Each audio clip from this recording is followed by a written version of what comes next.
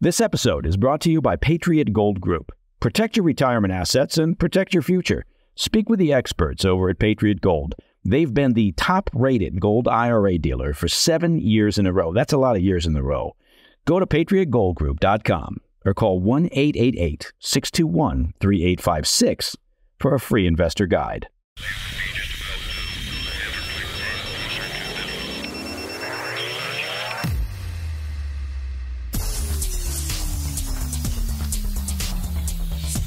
It's Monday, 26 August. Welcome to the PDB Afternoon Bulletin. I'm Mike Baker, your eyes and ears on the world stage. All right, let's get briefed. First, Ukraine has unveiled a new long-range weapon that they plan to unleash inside Russian territory. Actually, reports are that it's already in use, while at the same time, the Putin regime mounts one of their largest drone and missile attacks on Ukraine's energy infrastructure to date. Also, an update from Venezuela, as 10 Latin American governments openly reject the Venezuelan Supreme Court's decision to confirm dictator Nicolas Maduro's widely questioned re-election. And when I say widely questioned, I mean it was stolen. But first, our afternoon spotlight. As fighting intensifies between Russia and Ukraine, leaders in Kyiv have unveiled a new top-secret long-range weapon that will allow them to strike deep inside Russian territory without the permission of Western allies. As you know, leaders in Kyiv have long been asking their allies to remove restrictions on Western weapons when it comes to striking inside Russian territory. Now, the Ukrainian military apparently has taken matters into their own hands to bypass those Western restraints, and that's according to a report from the Associated Press. President Zelensky hailed the breakthrough in a Telegram post, confirming it was used for the first time on Saturday in an unspecified operation in the, quote, occupied territory. Zelensky said Sunday, quote, "Yesterday, the first successful combat use of our new weapon took place. It was designed domestically to destroy the enemy's offensive potential. Defenders of life," he said, "should have no restrictions on weapons as long as Russia uses all kinds of its own weapons," end quote. Now, the new weapon is reportedly a combination of missile and drone components and is said to be launched from a ground platform using a turbojet engine. While the details remain highly classified, a military video released by Zelensky suggested it may have a range of up to 430 miles. It's dubbed the Palyantsia, named after a type of Ukrainian bread. Now, reportedly, it's a word so difficult to pronounce correctly, although I think I just did a fair job of it, that the word was used to unmask suspected spies in the early days of the war. Zelensky said the cost to produce the new weapon is relatively low, estimated at less than $1 million. Well, in war terms, I suppose that is low. And that production is expected to grow rapidly. The breakthrough will be a major boon to the Ukrainian military's defensive and offensive capabilities, particularly in light of the conditions placed on use of Western-supplied long-range missiles in Russia. As a reminder, for the first 2 years of the war, the U.S. barred Ukraine from using Western-supplied weapons to strike inside Russia, fearing that such activity, of course, could escalate the conflict. While the U.S. and NATO allies loosened the restrictions earlier this year, they're still limiting the use of these weapons to targets along the border region.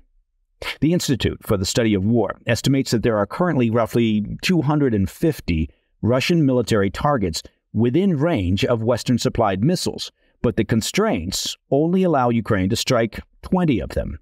This new weapon appears to have a comparable range, putting all those Russian targets on the map. Ukraine's technology minister told the AP, quote, "I think this will be a game changer because we will be able to strike where Russia doesn't expect it today," end quote. From Ukraine's perspective, it's a particularly welcome advancement in the face of Russia's relentless aerial bombardment of their cities. The Ukrainian military estimates that Russia has launched more than 9,600 long-range missiles into Ukraine since the war began, with only a quarter of them shot down by aerial defenses. On Monday, with fighting raging inside both Russia and Ukrainian territory, Moscow's forces mounted one of their biggest attacks on Ukraine's power grid to date. They fired some 200 missiles and drones, striking energy infrastructure facilities in at least 15 regions across Ukraine, killing at least 5 people and injuring dozens. An errant drone was even recorded entering Polish airspace during the attack. That's according to Reuters.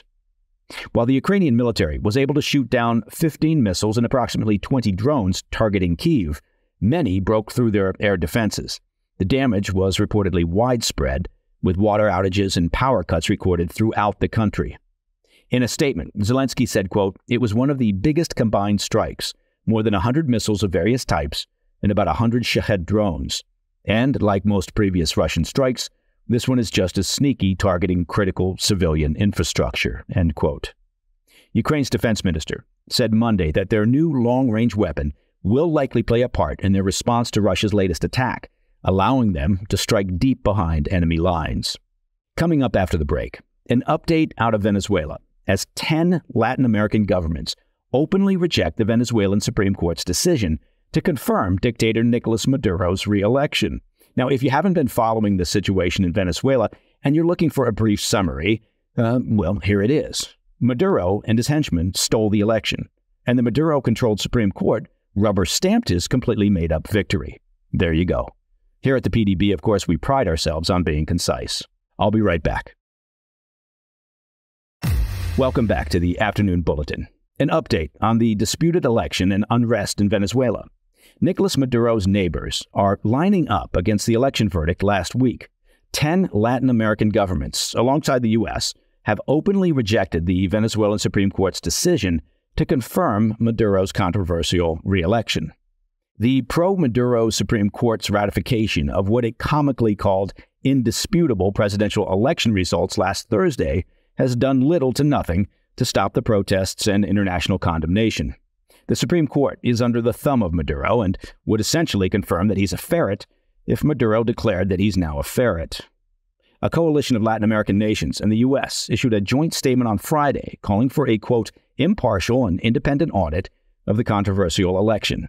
This statement, endorsed by conservative governments traditionally critical of Maduro, as well as leaders from Brazil, Colombia, and Chile, and those countries, they were once allies of Venezuela under Maduro's mentor, Hugo Chavez, openly questions the legitimacy of Maduro's victory and demands greater transparency through the publication of voting data. Well, good luck with that. Gabriel Boric, Chile's progressive president, accused Venezuela's Supreme Court of, quote, consolidating the fraud, and insisted, quote, Venezuela's dictatorship is not the left. Well, actually, it is the left. Even Mexico's president, AMLO, a prominent Latin American leftist, has withheld recognition, insisting on transparency in the voting count. Now, when your behavior is outside the pale, even for the leftists of Latin America, you know that you've hit the far left edge of the spectrum. Diplomats from these countries are reportedly seeking ways to ease the growing tensions. Brazilian President Lula da Silva and Colombian President Gustavo Petro will issue a joint statement later this week. Meanwhile, regional socialist leftist governments are condemning the ruling, arguing it lacks credibility, especially with substantial evidence suggesting that Maduro's opponent, Edmundo Gonzalez, received the most votes in the 28 July election. Basically, they're worried that Maduro is giving hardline socialist leftists a bad name. A U.S. State Department spokesperson warned that, quote, continued attempts to fraudulently claim victory for Maduro will only exacerbate the ongoing crisis, end quote. And on Saturday, Josep Borrell, the EU's top diplomat, stated that Venezuelan President Maduro has yet to present the necessary public evidence to confirm his victory in July's elections. Well, to be fair, that's because he's still making it up. Borrell emphasized, quote, only complete and independently verifiable results will be accepted and recognized. Now, despite mounting international pressure, experts believe Maduro could weather this international opposition challenge thanks to his tight grip on the military. That's a key pillar of his power, not to mention also the fecklessness and short-term attention span of most of the international community. Maduro and his allies remain defiant, dismissing the criticism as imperialist interference. There you go. With the backing of Venezuela's military and the support, of course, of Russia and China, Maduro has intensified his political crackdown under the banner of Operation Knock Knock. Now, he was originally going to go with the name Operation I Stole the Election, so deal with it, losers. But apparently advisors suggested something less direct, so knock knock it is. This campaign, marked by the aggressive tactics of Maduro's security forces, has led to over 1,600 arrests and at least 24 deaths of demonstrators since the contested July election. The detainees now face serious charges, including terrorism and criminal association, which could result in decades-long prison sentences, effectively, of course, silencing a significant portion of the opposition. Maduro is set to be sworn in for his third six-year term as president on the 10th of January 2025. The situation in Venezuela remains volatile as the potential for political upheaval, whether through a domestic uprising or a negotiated transition similar to that of Chile's return to democracy, is somewhat, if you're being optimistic, still on the table, despite Maduro's hardline response. And that, my friends, is the PDB Afternoon Bulletin for Monday, 26 August. If you have any questions or comments, please reach out to me at pdb@thefirsttv.com. Now, if you're saying to yourself, hey, how can I listen to the show ad-free? Well, it's simple. Become a premium member of the President's Daily Brief by visiting pdbpremium.com. I'm Mike Baker, and I'll be back tomorrow. Until then, stay informed, stay safe, stay cool.